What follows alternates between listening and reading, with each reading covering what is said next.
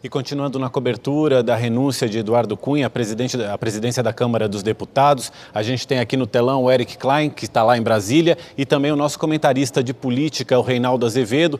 E eu vou começar fazendo uma pergunta para o Reinaldo. Reinaldo, a gente viu agora na reportagem, existem pelo menos 12 deputados na corrida para suceder o Eduardo Cunha. O que você acha, na sua opinião, Reinaldo, que o governo Temer pode fazer para evitar que essa disputa não vire uma guerra e não atrapalhe votações importantes na Câmara dos Deputados, principalmente votações na área econômica que são tão de interesse do governo?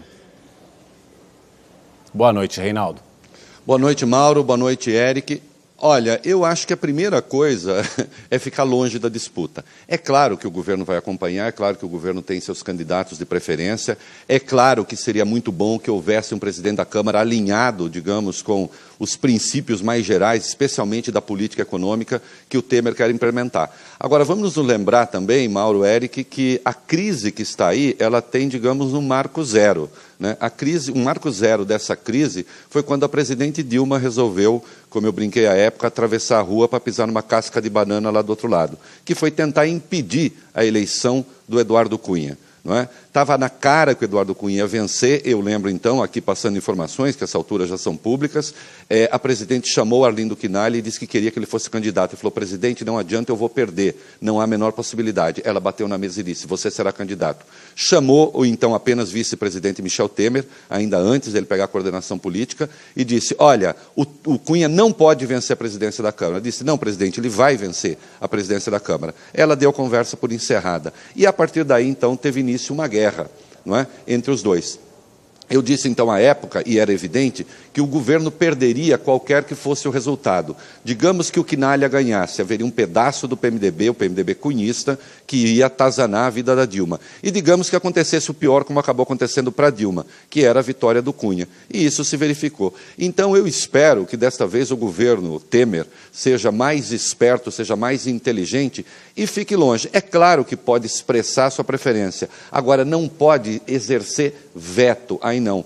Um presidente da República não veta aliados. Um presidente da República se manifesta a favor das pessoas, mas não se manifesta contra elas, especialmente quando é do terreno aliado. Então, não pode repetir uma experiência que já se demonstrou traumática, ainda que o desfecho tenha sido bom para todo mundo, porque eu acho muito bom que Dilma e Cunha, de algum modo, tenham se destruído mutuamente para o país. Eu acho uma maravilha.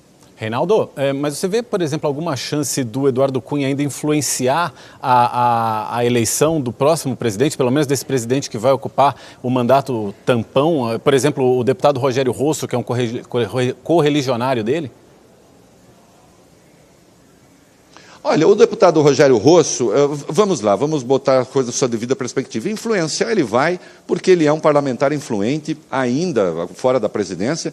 Enquanto continuar deputado, será influente a um monte de gente que lhe deve ali algumas obrigações. Influente vai. Decidir o resultado? Eu acho que não, Mauro. Eu acho que a gente da imprensa tende a superestimar um pouco os poderes do Cunha. Sem dúvida, ele é uma pessoa muito inteligente, sem dúvida, é uma pessoa muito hábil, mas nós estamos vendo aí renunciando. Eu vejo que até a gente tem a tendência a dizer: ele está renunciando graças a uma manobra. Mas que manobra? Ele vai ser julgado, não tem jeito. A única chance é a CCJ fazer a votação voltar atrás. Mas veja só, mesmo voltando, e ainda que o Conselho, aí votando pelo painel, decidisse dizer não ao relatório, este relatório teria de passar pelo plenário. Então, não vejo muita chance do Cunha se salvar. Mas, se ele se salvasse entre seus pares, ele seria cassado pelo Supremo, porque ele será condenado pelo Supremo. Ou agora, ainda antes de 2018, ou depois. Então, não tem jeito, caso ele se candidate e se reeleja, o que também é difícil. Então, não tem jeito, ele vai perder esse mandato. Influência terá. Achar que o próximo presidente possa ser um títere do Cunha, aí absolutamente não. Veja, quando ele deixa a presidência da Câmara, ele deixa uma porção de poderes e de prerrogativas. E nós sabemos como é isso, Eu me lembro entrevista uma vez com o Fernando Henrique, ele fez uma brincadeira, ele disse, bem, quando a gente está para sair do Palácio do Planalto, se duvidar, não nos dão nem um cafezinho, não é isso? Então é claro que quando a pessoa perde poder, aqueles patriotas que ali estão, também já se juntam em torno de um novo poder. Não acredito que ele tenha, acredito que ele tenha influência, mas não acredito que haverá ali um pau mandado de Eduardo Cunha na presidência da Câmara, qualquer que seja ele. O Reinaldo Eric Klein, lá de Brasília, tem uma pergunta para você também. Eric. Oi, Reinaldo. Devolvendo boa noite para você. Você falava aí do presidente da Câmara, né? Boa noite, alinhado aí com o Palácio do Planalto. Tudo bem?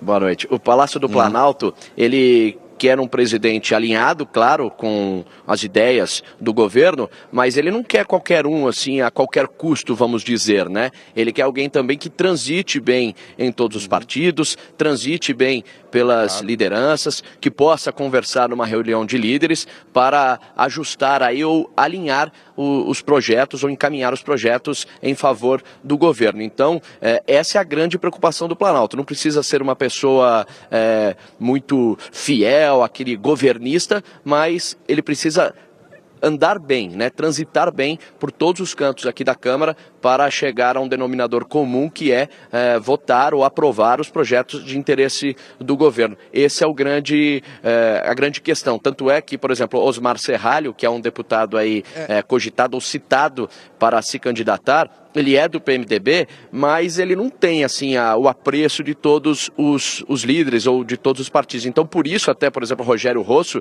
que ele tem mais empatia, poderia ser o candidato, apesar de não ser do partido do presidente Michel Temer, ele tem mais assim apreço ou empatia por parte do Palácio do Planalto. Agora, Reinaldo, queria fazer então uma pergunta para você. Você acha que o deputado Eduardo Cunha, do ponto de vista técnico,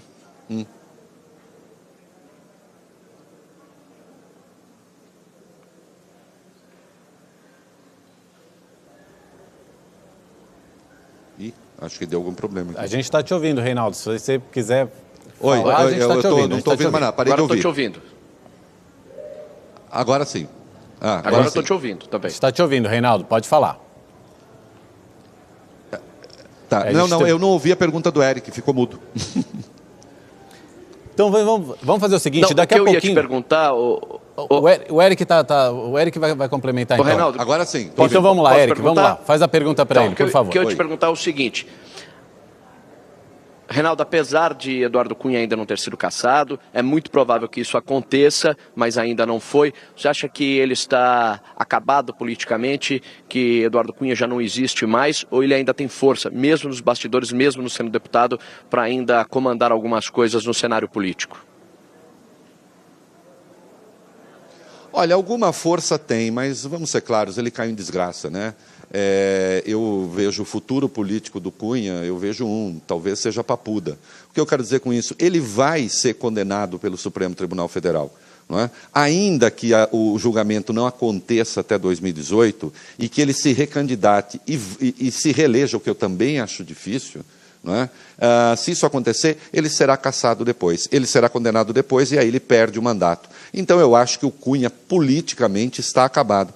Vai ter uma influência pequena ali, 10, 12, 15 deputados? Vai ter. Agora, o grande Cunha, aquele que decidia tudo, aquele que tinha o poder de vida e morte sobre os seus aliados, aquele que se sente, de algum modo, o responsável pelo impeachment da presidente, esse Eduardo Cunha, evidentemente, acabou. E na política, Eric, você cobre aí de perto, bem de pertinho mesmo, mais do que eu, você sabe, rei morto, rei posto, e ninguém nem presta satisfação e olha para trás.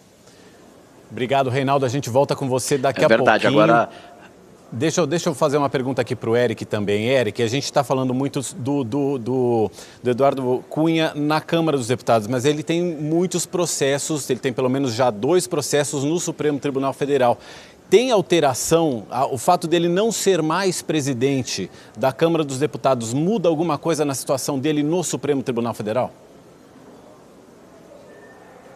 Muda sim, viu, Mauro? Por quê? Porque enquanto ele estava presidente da Câmara, mesmo afastado, os processos deles, os casos dele, eram julgados ou seriam analisados e julgados pelo plenário do STF, quer dizer, pelos 11 ministros. Agora, como ele não é mais chefe de poder, os processos dele vão para a segunda turma. É um colegiado aí menor, com 5 ministros, e aí pode ser, Cunha até aposta num benefício do seguinte, que como é o julgamento na turma, não tem publicidade, não é transmitido pela TV Justiça, e são 5 ministros, e poderia, no caso, facilitar a situação para Eduardo Cunha. Porém, se ele for cassado, tiver o mandato cassado, aí ele perde totalmente o foro, e aí os processos, os casos dele, voltam para a segunda instância, vão lá para o juiz Sérgio Moro, em Curitiba. É tudo que Eduardo Cunha não quer.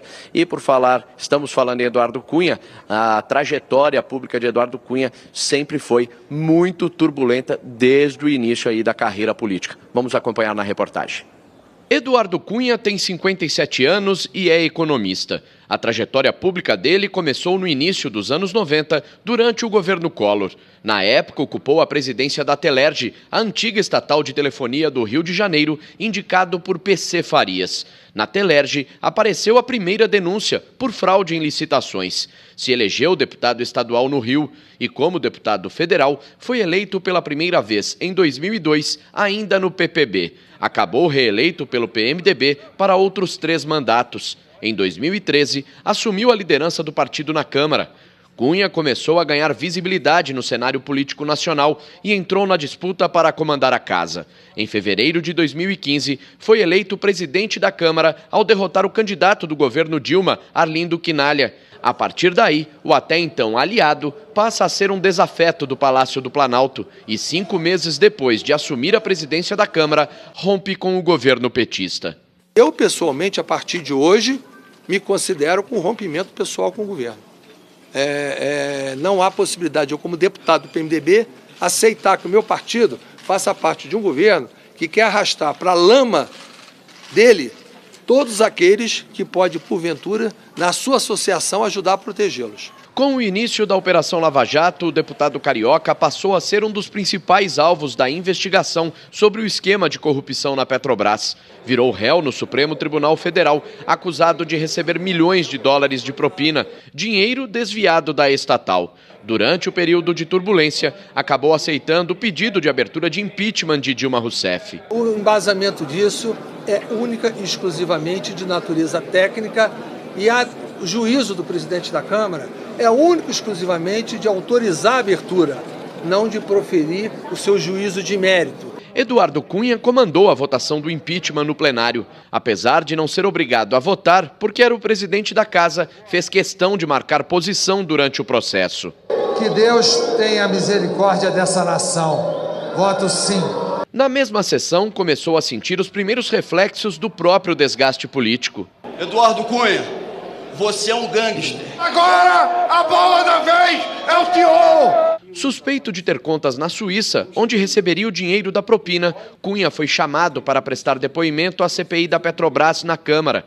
O parlamentar negou ter contas no exterior. Não tem qualquer tipo de conta em qualquer lugar que não seja a conta que está declarada no meu imposto de renda. Deputados contrários a Cunha alegaram que o PMDBista mentiu ao colegiado e abriram um processo no Conselho de Ética da Câmara por quebra de decoro parlamentar. O objetivo, cassar o mandato dele. Com conhecimento e habilidade política, Eduardo Cunha conseguiu arrastar o processo por 8 meses. Acusado de usar o cargo para atrapalhar as investigações, tanto no Conselho de Ética quanto na Lava Jato, teve o mandato suspenso pelo Supremo Tribunal Federal. O ministro Teori Zavascki proibiu Cunha de frequentar a Câmara. É óbvio que o fato de ter conduzido a sessão do impeachment, que culminou com a votação que teve, mostra que ia ter uma reação, e essa reação já era mais do que esperada. A partir daí, passou-se a todos buscando essa reação para me trazer ao banco dos réus na companhia deles. Há 2 meses, Eduardo Cunha está afastado da Câmara.